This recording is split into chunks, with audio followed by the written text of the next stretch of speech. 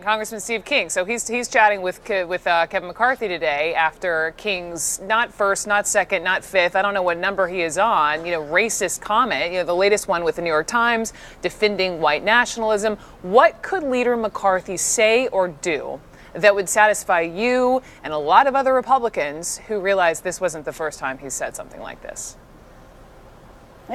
First of all, every Republican who's being asked about this, including people like Ted Cruz, who has been hunting with the guy and who's been, who sucked up to the guy when he was running in Iowa, should say they regret not having done it earlier.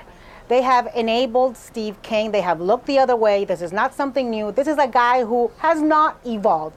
What he said about white supremacy is very consistent with other statements he has made throughout his career. It's basically the only thing he knows how to do is say racist things. It is his reason for being. What could Kevin McCarthy do?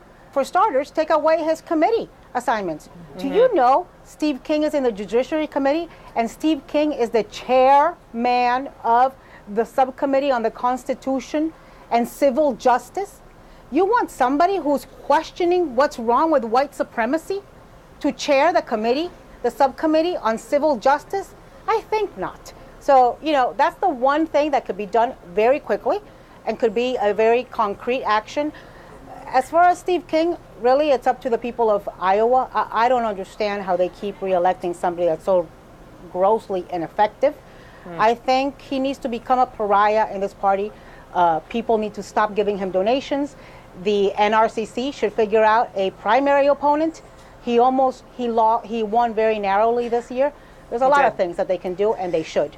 So, you mentioned Ted Cruz and other Republicans who have been out with him and who are now condemning him. But the one Republican who is yet to do so, this guy. Roll it. What about Steve King so much? Who? Steve King. I haven't been following it. I really haven't been following it. So Kirsten, this president who apparently knows everything about, Jeff Bezos' divorce. Right. What did he call him on Twitter? Yeah. Jeff Bozo, but doesn't know what's going on with a member of his own party, as Anna mentioned, with those prominent roles in Congress. Doesn't know. Yeah, doesn't know. I'm sure he knows. Look, whenever he's given an opportunity to condemn racism, he chooses not to. Or he does the both sides. Find people on both sides, or he during the campaign, when the alt-right was, saying all sorts of things and being a huge supporter of his, and he just declined to condemn them. And he doesn't condemn them because I think one of the questions that we should all be asking when we're talking about Steve King is really what's the difference between him and Donald Trump? There's not that much difference. I think that Steve King has been like this for a long time. You could ask the Republican Party why they're now deciding that he's a problem.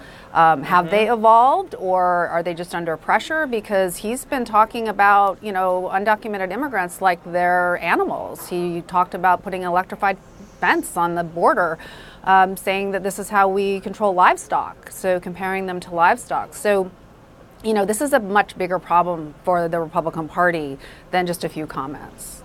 Again, we're waiting for word after this meeting with Kevin McCarthy. Go ahead, Anna, really quickly. Senator Tim Scott, right? The only African-American Republican in the U.S. Senate, penned a very powerful op-ed, basically saying what Kristen just said. The reason that people talk about the Republican Party and ask whether they are a racist party is because when faced with discrimination and racist statements, for too long, they have remained silent. Yeah. I think that there should be more Tim Scotts and no Steve Kings.